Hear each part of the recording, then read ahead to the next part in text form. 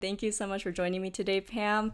It's really crazy that I met you just a few years back when you were just starting out your journey into social media management. And it's been amazing through these last few years to see your business grow, to see your platform grow over time. And I'm really excited to talk to you today about social media management because I feel like in the last few years that career has just grown, or I've heard about it a lot more. Maybe it's due to COVID and everybody was staying indoors and posting a lot. Maybe it was that, but I feel like it grew a lot. So, with that, I'm really excited to learn more about your journey and what it's really like to be a social media manager. And I'd like to start off with if you can give an overview of your career journey, starting with what you studied in college. Absolutely. Thank you so much for having me on. I'm so excited to be here. And I actually started with psychology. I have my bachelor's in psychology. I wanted to be a marriage family therapist. At one point, I wanted to be a social worker. And I was totally on track for doing that. I was just going to Mm-hmm. take a gap year and save up for money because my parents were like, no, you gotta pay your own way. So I was like, shoot. And in that time, I actually became a preschool teacher and fell in love with it. I absolutely loved being a 3-year-old teacher, and my strengths really shined in that area. And so instead of pursuing a master's degree, I decided to instead just stay where I was loving it. And I learned so much. I learned a ton of new skills. I mean, you're basically right out of college and you feel like you're kind of just like a pretend adult and you're like, Yeah. sure, I can do this, Yeah.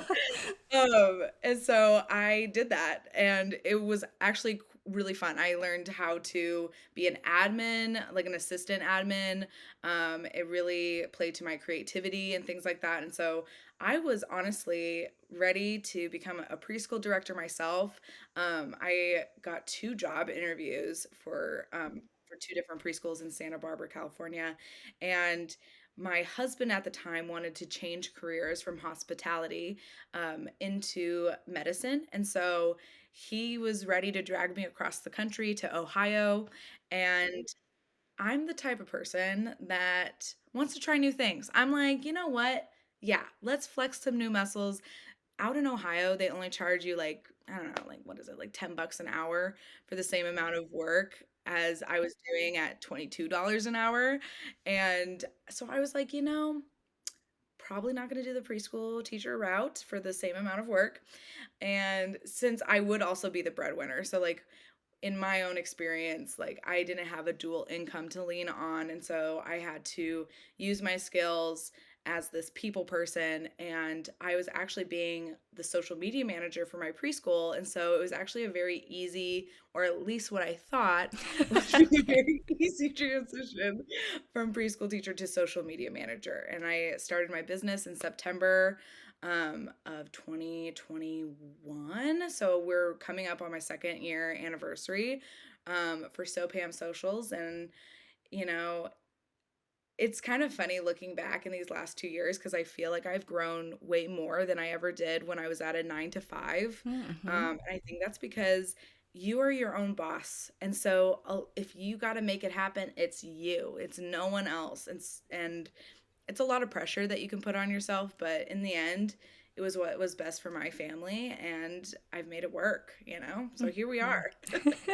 I wanted to go back to when you mentioned that you had to move out to Ohio and stuff. I think it's really great that you seem very open to change and you're like, yeah, sure, let's see what happens. But Right. did you want to become a teacher in Ohio? Did you consider that as well? I did consider it. Honestly, little honesty hour here, real quick. The last preschool that I was teaching at was really hard. It was a lot of children that didn't really have like the developmental support that they really needed, and so they were dysregulated. And when you're managing a class of 12 little humans who are all dysregulated, it Mhm. really wears you thin. And we didn't have a ton of support at the preschool. And so for 3 months, it was only during the summer too, but during those 3 months, I was just completely spread thin. I was miserable. And so when I went to Ohio, I actually kind of saw it as an escape of like, okay, I'm a little done with teaching with children. And I'm really grateful for that because if I had left my preschool classroom where I was at for 4 years before transferring over to the summer one. If I had stayed from there, I would have missed children like tenfold. It's a true passion of mine.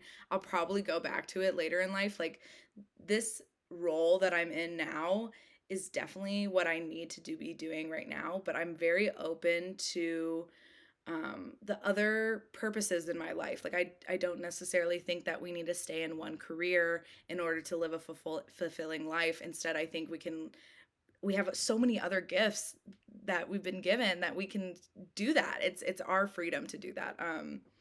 Yeah, so to answer your question, long story short, no, I wasn't really in the headspace. Hmm.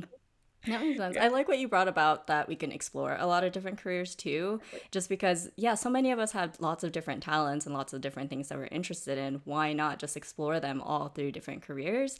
And I Right. know generationally we've also kind of shifted. I think in previous generation it was just that you get stuck in one job for your entire life, but we are now in a generation where people switch quite a lot. So I think it's allowing yourself and letting yourself know that that's okay. So I want to Yeah. dive more into your role now as social media manager. Yes. So the big question, what do you do exactly as a social media manager? Everyone wants to know that. Even my dad, who I've explained Okay. it to for years now, does not seem to That's funny. understand.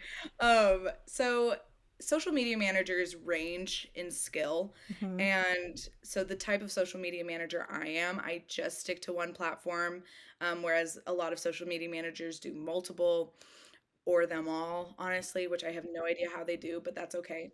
Um, and so I'm primarily just on Instagram. I manage different brands or businesses, Instagram pages. And so that's just creating a content calendar, graphics, and a lot of social media managers don't actually create graphics. Mm-hmm. But that's something that I love to do. And so I include it in my packages, and then creating captions, doing hashtag research, uploading it, and then engaging with their community. And so all of these things are variations of a social media manager. So some do like strategy, and I used to do that, and I used to charge like $1,800 per client per month, Hmm. which just seems mind-boggling to me now. Yeah. But since I've removed that from my packages, it's just taken a lot of pressure off of myself, which is what I needed. But a lot of social media managers thrive in that type of guidance. Mm-hmm. Um, and so they do that. Yeah, so it's kind of ranges in that kind of areas, like just posting and being consistent and coming up with ideas and things like that. It seems like there's a lot of different ways you can go about with being a social media manager, but I guess how do you also figure out what works best for you? Do you feel like there's certain skills that's better for certain roles or certain types of social media management? Yeah, I feel like it really depends on who you want to work with. Mm-hmm. Like I mentioned, when my packages were a little bit more expensive, they also contained everything you could possibly need as a business. And it just, at least for me, um, that type of clientele was very intense, very high maintenance. And granted, like they should be Mm-hmm. because it's their business, they're wanting to scale, they're getting that strategy, they're looking for those types of key performance indicators that are showing that they're going to get a return of investment. So, like, totally understand. Why I've shifted is because now I'm in like this $700 range. And these small businesses are a little bit more established, but they're a lot more easygoing and like they're still trying things out. So, a lot of social media managers, you kind of go through these different phases. And so I like to say that like my phase of social media management support is like at the very beginning where you're just putting, or like at least 1 or 2 years into your business. And that way you kind of get some guidance because I do have that training as a strategist, but you're not paying that hefty price tag and you can still afford to pay rent. Mm-hmm. Yeah. It's kind of like with choosing a career too. You just kind of test it out a little bit and figure out which one that you want to do. Oh, and yes, and to answer your other part of your question, Yeah. um, if you are looking into being a social media manager yourself, I would say look at your skills. So if you are like kind of graphic designy, creative, definitely do graphics. Do graphics on Canva. edit reels, on InShot or CapCut or whatever, like that is a very useful skill. But if you, let's say you're that, but you're not a copywriter, then you don't need to provide copy. It's a very pick and choose type of career, which is really nice because then it complements your skills and you don't feel like you're over promising and under delivering. Mm-hmm. I like that kind of assessing yourself and figuring out which one Yeah. calls out to you. I'm also curious with that too, just because again, maybe some people are maybe really into utilizing Canva and more like graphic science Right. side of things. Then wouldn't a better title for them be like a graphic designer? Like, what's the difference between copywriter, graphic designer, editor versus a social media manager? Right. So, like, if you're a graphic designer, you're paying attention to more so the design, whereas a social media manager is paying more attention to how your community is responding to the Mm-hmm. graphics and to the content and the visuals. And so you can be both. I think graphic designers can't be social media managers though, because they literally just hand it off and then, dust their hands off and they're done, which isn't a bad gig. But I think there's a lot more stability in being a social media manager because you can still exercise those types of skills and get paid for them on a monthly basis versus like graphic design where you kind of have to like unless you have a monthly package you do kind of have to supplement each month and market yourself a lot more rigorously. I was also curious in terms of just like finances. You mentioned that your bundles, is it monthly? Is that usually what it's like for social media managers? It's Yes. like So monthly. it's usually monthly. My word of advice is to stay away from hourly. Stay Mm-hmm. away from it. Even starting out, just start lower in your monthly packages because you will gain skill faster, and just because you can complete something in 10 minutes versus an hour doesn't mean that you should be paid less. Um, I have a really hard time with hourly wages. Like, I even felt that, like, as a preschool teacher, like a regular teacher has a salary, even though it's not a lot, they still have a salary, whereas preschool teachers, they have to work through the summer, they have to do all of these things for an hourly rate. And I think we should honestly move away from that because someone's even like the skills that you don't really you can't really require from someone, like if you want someone to be really personable, Mm-hmm. you can try to ask for that, but it really, it's up in the air once you hire them if they're actually going to deliver on that. And so there's certain like I like to call them incognito skills that like aren't Okay. necessarily like you put on your resume, but they are just as important. And that to me is more of a monthly package to have all of these different, great at communication. I'm super timely. One of the ways that like I really market myself is that I will get to you fast. I'm not about taking my time. My turnaround time is quick. And that's not something that I think should be an hourly gig. You know what I mean? Mm-hmm. Yeah. That makes sense because there's a lot of different stuff that you can't. I don't know. Like you mentioned, like the incognito traits. I like that. Right. It's not on the resume, but it's something that you can still provide. I really like the concept of that. And I was also curious since you mentioned about how you like to market yourself. With that, do you feel like the social media space is pretty competitive? I feel like there's a lot of creators out there. There's a lot of social media managers out there. So how do you feel in terms of competitiveness? I feel like it is pretty saturated. Not to say that you can't make your own way because you yourself, your personal brand, if you will, is super unique to you. And some people like a Pam and some people like someone else, and that's okay. And I actually have a ton of social media manager friends, and Mm-hmm. we have this little Instagram group chat where we, you know, complain about things. It's kind of like our own little like what is that? Like your coffee, what is that called? Your like rec room, Mm-hmm. like Yeah. 9 to 5. It's kind of like where you go to dish and um the competition itself between social media managers, I would feel is non-existent in my own experience. Like we're all very supportive of, you know, referring people, being like, you know what, we don't seem like a good fit, but my friend so and so would totally be up your alley. And once you start networking, I think in the social media world, like that's actually a very useful thing. Is like when you start networking and just connecting and making those friendships, Mm-hmm. it's like everyone gets help. We're not Mm-hmm. fighting over the same slice of pie. We're there for everyone. Mm-hmm. I love that sense of community where you guys are all trying to grow together in your own ways. And there's only so many clients that you can handle anyway. So I think it makes Right. sense to have that community. And you're like, this client may be better for you actually because it's more strategy and so forth. So I love that kind of Exactly. sense of community that you're creating on there. I was also curious in terms of social media management. I think for you, there is a side of you where you're doing your personal branding, but then of course there's the other side where you're helping helping your clients make their content and so forth. Like, how do you balance doing both of that? Because isn't that quite a lot of content creation that you have to do?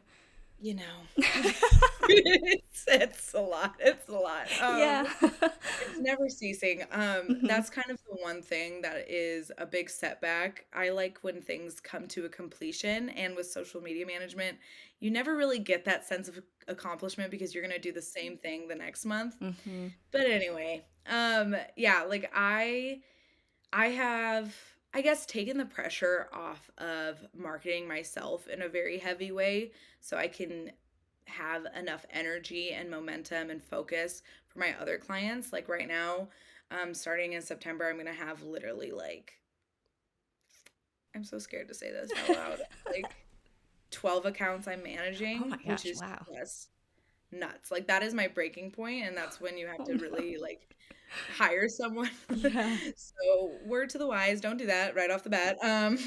But you have to make do. But I think when you market yourself, there is this sense of nervousness of like kind of saying, "Give me money in exchange for these services," and you feel really weird like doing that because it doesn't seem normal.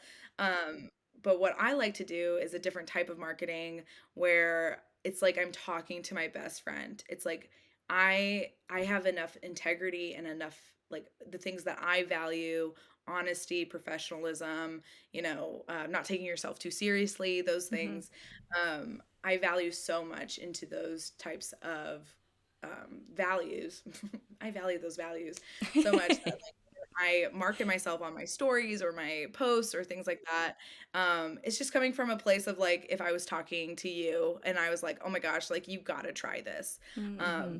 And once you kind of switch that mentality, then it makes it a lot easier. And that's what I recommend my clients is like, you got to build trust. And the best way to do that is show your face, show your personality. People are very skeptical. I feel like, especially like our generation, um, isn't wanting ads that feel like ads. Like they want ads that feel like you're FaceTiming your best friend. Hmm. And so the brands that are able to adapt to that type of vibe, depending on to the generation they have, Hmm. um, but if they can do that successfully, they're gonna find a lot of customers and clients in Hmm. that way. That makes sense. Catering, I guess, your content towards whichever audience that you're kind of, Right. whichever audience is your audience. I guess I'm not making sense right now, but Right, no, that literally whoever makes is your sense. It's figuring out what your ideal client or customer which platforms they on, how do they talk, like those things are all super important, but sometimes we get stuck in this hole as like small business owners or even just like your individual brand of like, okay, this is what my people want. And so I can only post those things. And then all of a sudden you're not posting, you're not engaging because you put this pressure on yourself to perform. And instead of saying, okay, this is what I value, this is what makes my business set apart, and let me show you that, you kind of have like this Venn diagram of like ideal client, ideal what you would want to post ideally, and then you cross them over and you kind of do the combination of both is Mm. like the sweet spot. I want to go back to, I guess, starting off with becoming a social media manager. I think you said you had some experience doing it at your elementary school. And I guess beyond that, do you think it would be helpful to take any courses on social media or Canva or copywriting? Right. Like, how could a person become a social media manager? Right. So when I was doing social media management for my preschool, um I now would not call it social media management. I was literally just posting photos and that's it.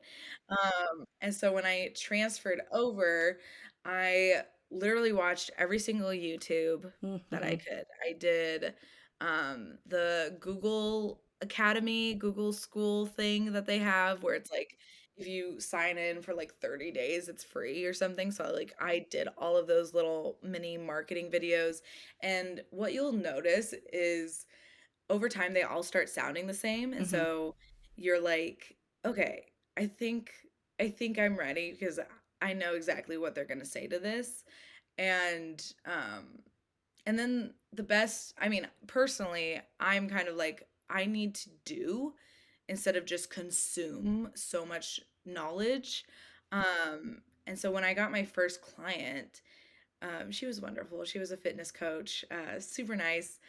And when I first got her, I was really transparent with her. I'm like, "Look, you're my first client, so, my rates are going to reflect that, but also like this is the type of work I want to do for you, but if you could have more patience with me, that's awesome."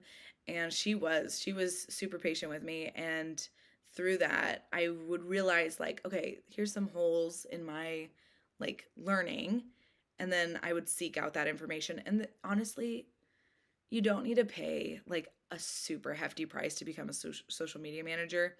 Um, I would say go YouTube. Go YouTube.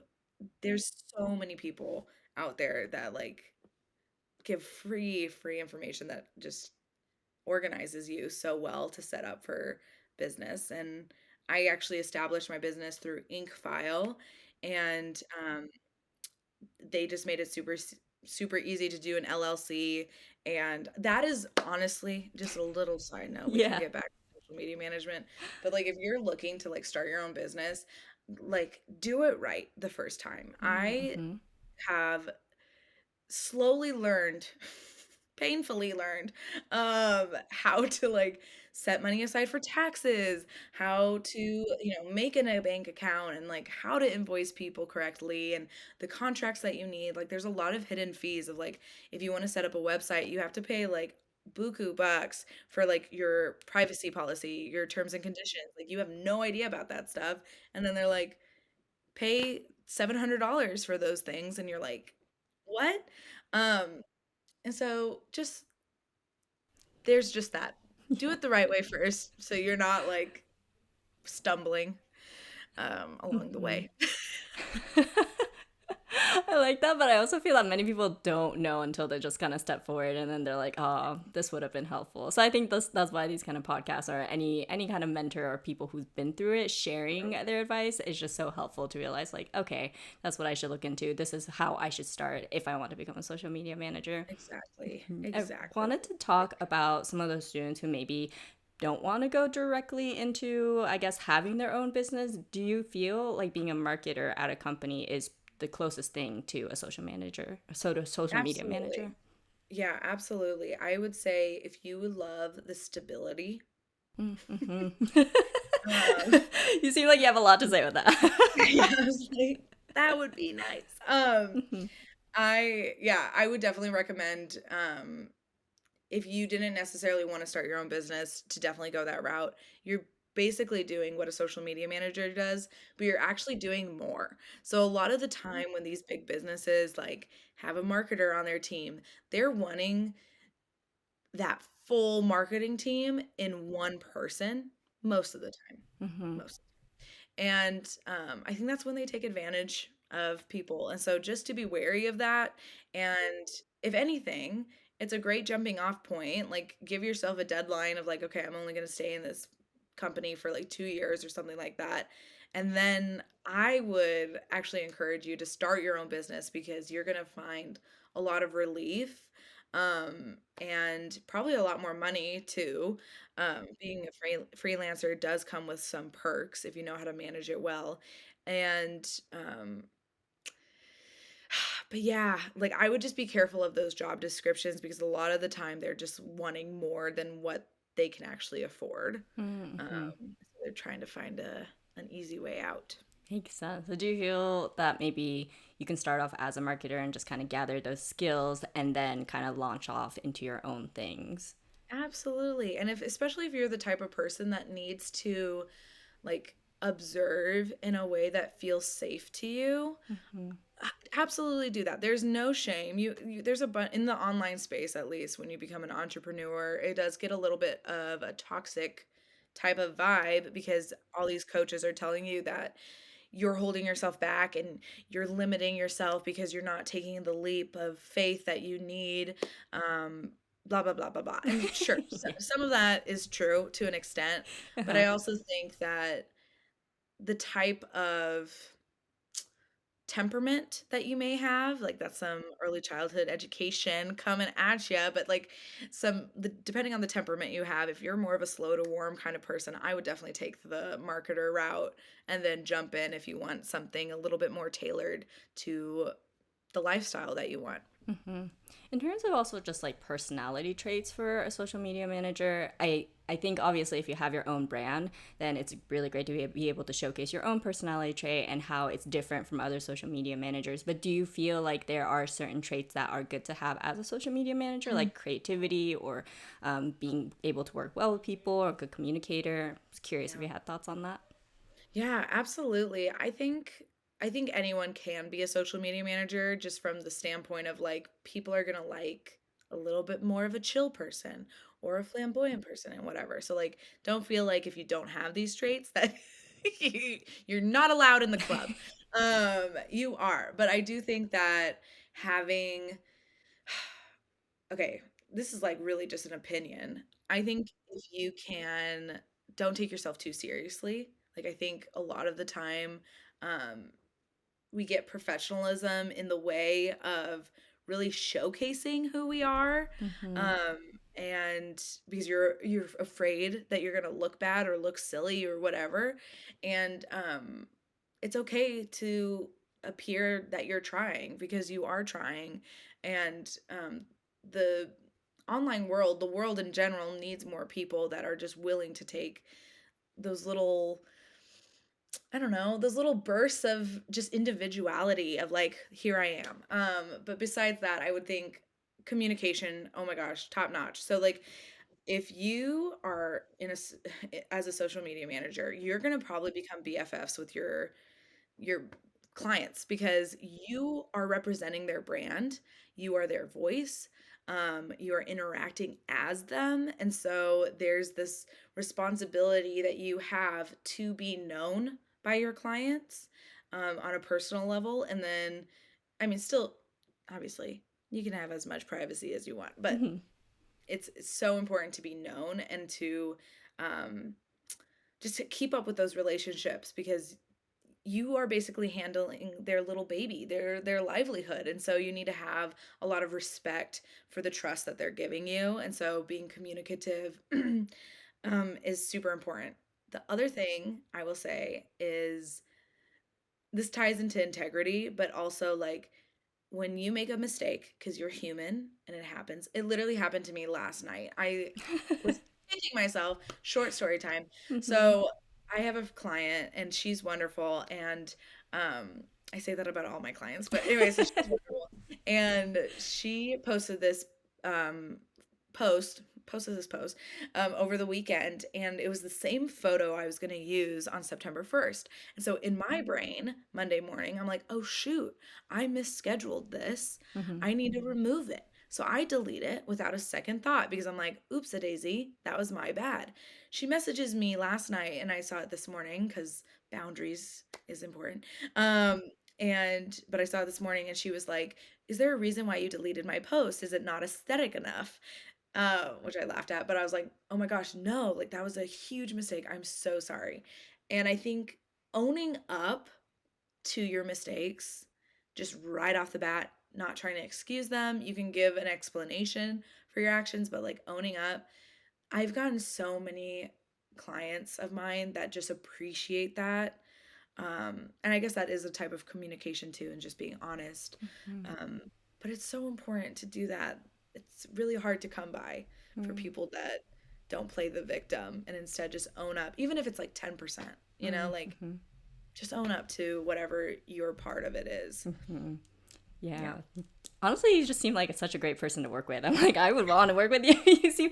I love your honesty. I love that even that you mentioned with your first client, you were open with them and you're like, hey, you're my first client. I'm still Yeah. kind of figuring this out, but I know that I'm going to try my best and I want to give you my best and so forth. And that Right. honesty that you bring into your clients, I'm sure that, of course, it seems like your clients appreciate that. And I'm like, I feel like I Right. would appreciate that too.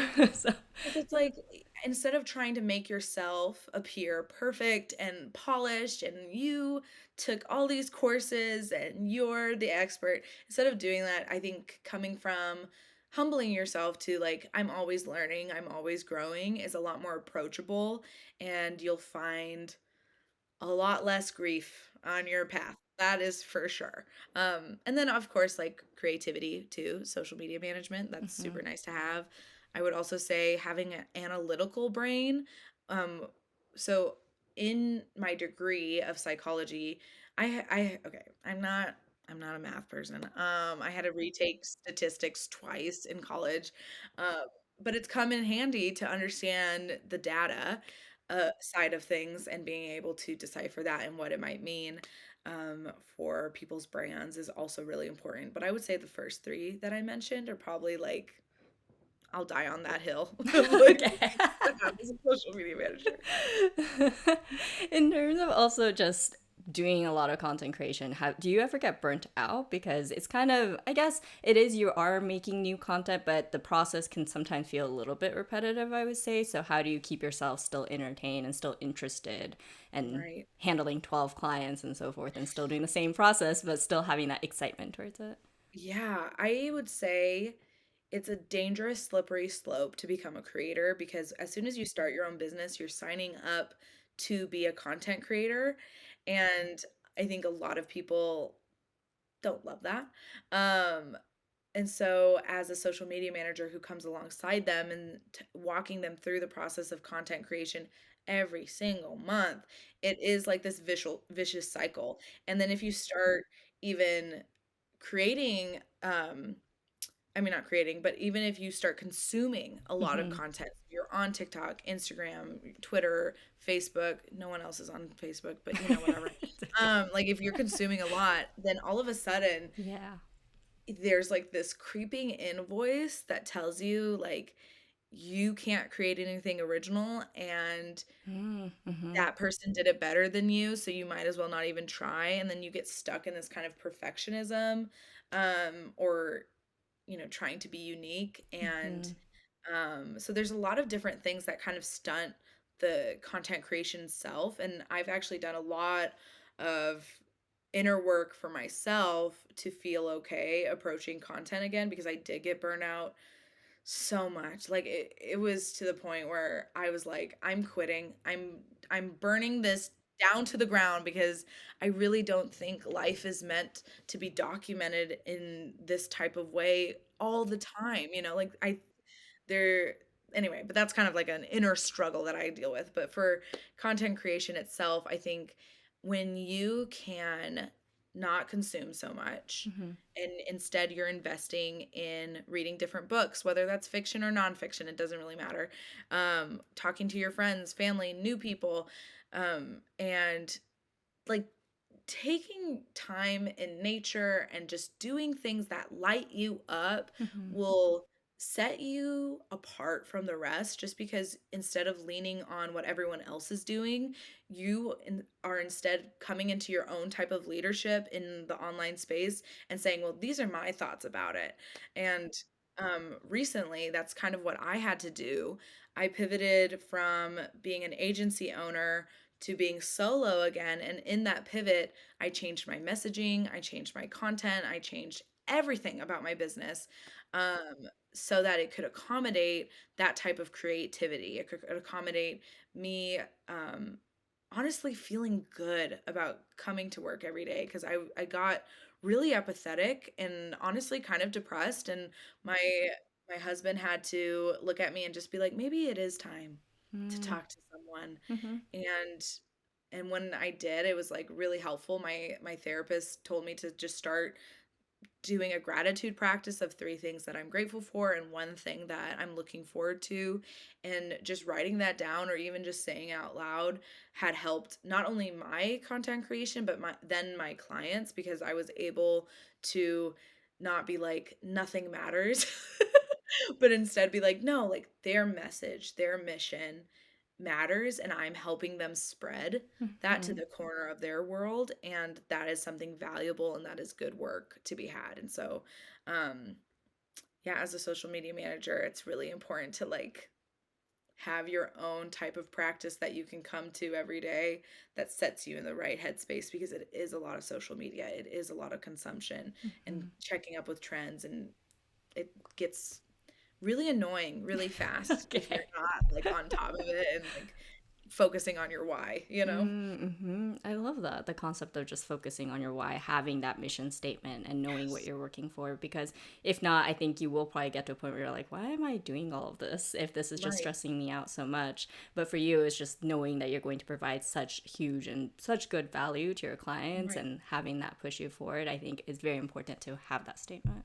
Exactly. And then like also helping them to like realize that just because their video didn't go viral or get them 1,000, 10,000 followers doesn't mean that no one's paying attention. Like Mm-hmm. we are so used to things blowing up and instant overnight success, and um that's not how the vast majority works, you know? And so you will kind of always be in the vast majority where you have to work for every follower, but in that process you actually like get to know them. You Mm-hmm. genuinely want a relationship with them, and I think that's far more important than seeing them as money bags. And it's a little bit more human first approach to marketing. Right, that makes sense. Especially with like views and stuff too. Like maybe 1,000 people or 20,000 people or a million people saw it, but it does feel a little bit different when you realize, oh, but how many of those people do I actually know? Have I actually like Right. really helped out, or maybe it's just like just a number and so forth. So it's a little bit more like the quality versus quantity at times, and even just knowing Exactly. that impacting one person can still be just as beneficial and just as helpful. So I Right. like that Absolutely. perspective that you're bringing in as someone who's always working with social media. And I definitely think that there's always like pros and cons with it. So I like that you found a way to, I guess, work with social media and to be able to be in that environment, but still be able to put yourself away from it at times. Yeah. And then also find the good aspects of it that you're focusing on too. Right. And that's like a new thing. All right. Like this is like like maybe 4 months, you know, like this is not something that I came upon Hmm. one Saturday afternoon. Like it was something that was a very hard and difficult path. Hmm. And I actually watched this video today that I really liked. I didn't even know who it was from, Hmm. or who was speaking. But they basically said, like, if you want to be a patient person, how do you think you acquire that skill? It's by being patient. It's by dealing with things that you don't want to deal with. How do you want to be like, if you want to be a very bold person, how do you practice those things? It's by being bold when you don't feel bold. And so a lot of the way that I approach social media is in that same sense of like, okay, like just because like social media is honestly life sucking in some some ways, it has a lot of good qualities. And so what can I do to further those really healthy qualities that social media can bring, like community, relationships, a sense of purpose? Like those things are so important for us as humans, and it only comes by putting in the work, um, especially when you get people in your way telling you all sorts of things, and it's usually you telling you the worst of things too. Right, makes sense. Words of wisdom from Pam from her That's right. experiences. Thank you. Yeah. I wanted to go back to just your undergrad years, and this is my last question for you, but just going Yeah. back to your undergrad years and just thinking back to where all the things that you've done to get to where you are. How do you feel about that, like looking back through all of that journey, and what is one advice that you would give to your undergrad self? Ah, my undergrad self. She was a delight.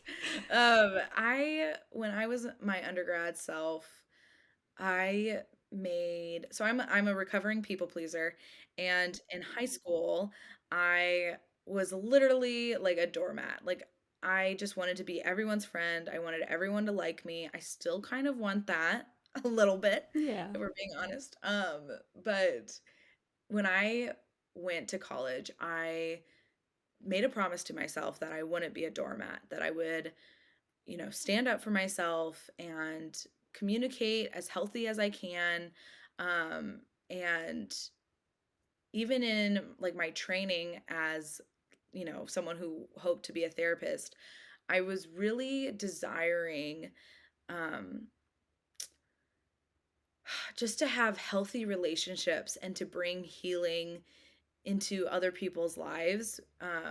And I think I would tell my undergrad self that even if you don't become a therapist, you're going to still do that. You're going to still help heal people. You're going to listen to people. You're going to mess up, and that's going to be okay. Um, and I would also tell, I would also tell her that, like, don't let that spark die of wanting to try new things. I think sometimes there is this pressure of, especially like I'm 28, and like there's this pressure of like when you're 30, like shouldn't you have a house? Shouldn't you have babies? Shouldn't you have all of these things? And just saying, no, like this is my own journey, and I'm meant to take this journey, and I'm going to learn all sorts of things, and I need to be open to those things, but I also need to stay true to my values. That's a really important part of me. And I feel like my undergrad self was so concerned of what others would think about my decisions, my life choices, that it got in a way of me saying yes to a lot of opportunities. Mm-hmm. Um, and so now as like a late 20 something, I say yes to like pretty much everything. Like like Jeff and I we're planning a trip to DC to look at the to just go on a museum date and just go around for all the museums. We're planning all these different things that like I would have never said yes to because I would feel like it would be irresponsible of me.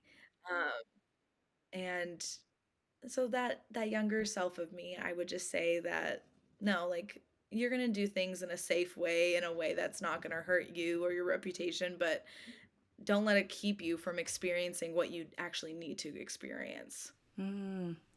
Thing. Is it like to kind of stick with your values and who you really are and what you want to do? Or is it kind of Yeah, like that? and like hobbies too. Like I feel like sometimes we're so concerned about what's going to look good on a resume and how to stand apart, when it's like, okay, but what actually makes you happy? Like what Mm-hmm. actually makes you joyful? Mm-hmm. And I actually like started pottery because Mm-hmm. I minored in art. That was the other thing I would tell, you know what I would say I love to this. that Yeah. younger version of me?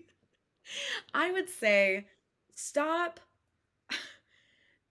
stop trying to not do art. And I know that sounds silly, but like I think everyone is an artist. I think it's all in different mediums. Yeah. Um and I was just so private about my art and just like nonchalant, where I'm like, now I wish that I had just cultivated that where it's just like part of my everyday, because when I need a break away from the screens, away from how I'm going to better my business and all of that, I love getting lost in my art, and I wish that I had found that sooner. I really do. I Mm-hmm. wish that I had devoted more time to my passions and my hobbies, you Mm-hmm. know?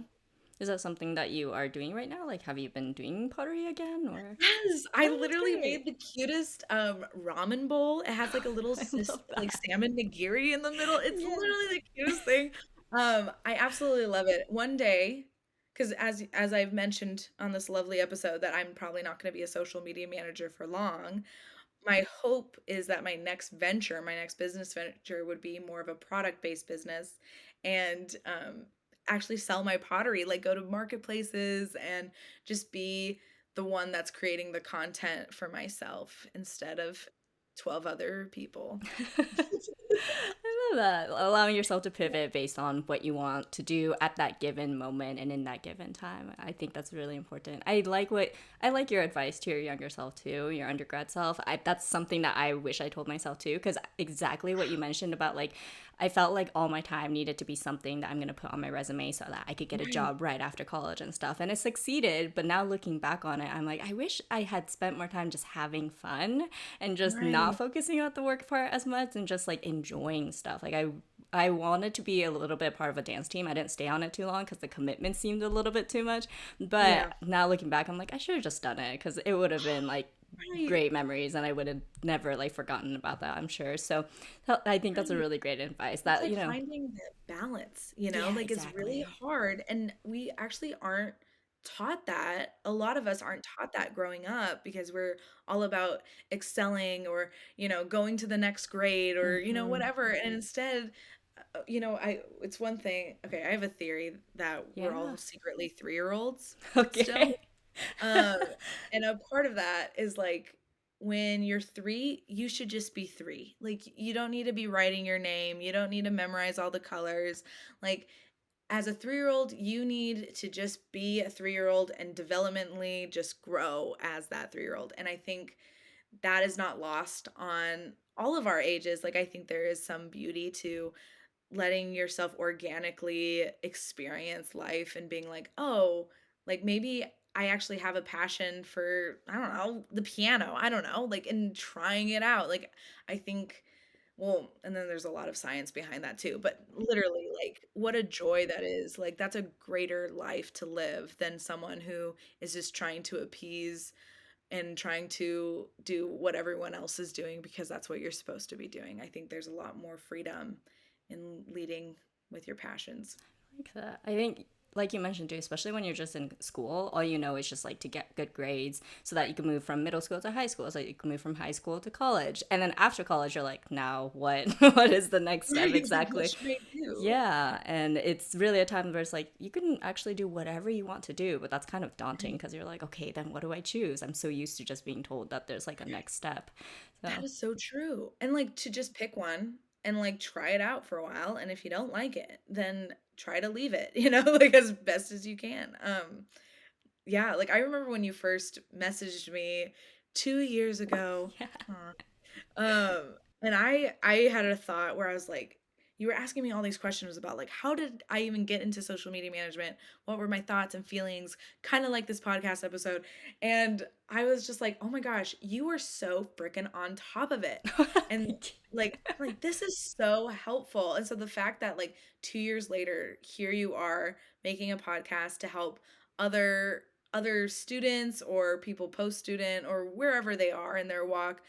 I think like that's one of your greatest purposes is to ask these questions because a lot of us, me included, don't even think to ask that. So like it's so cool Mhm. to see how your gifts have like transformed and how you're spreading um like a message of hope. Honestly, this is hopeful, Yeah. you know?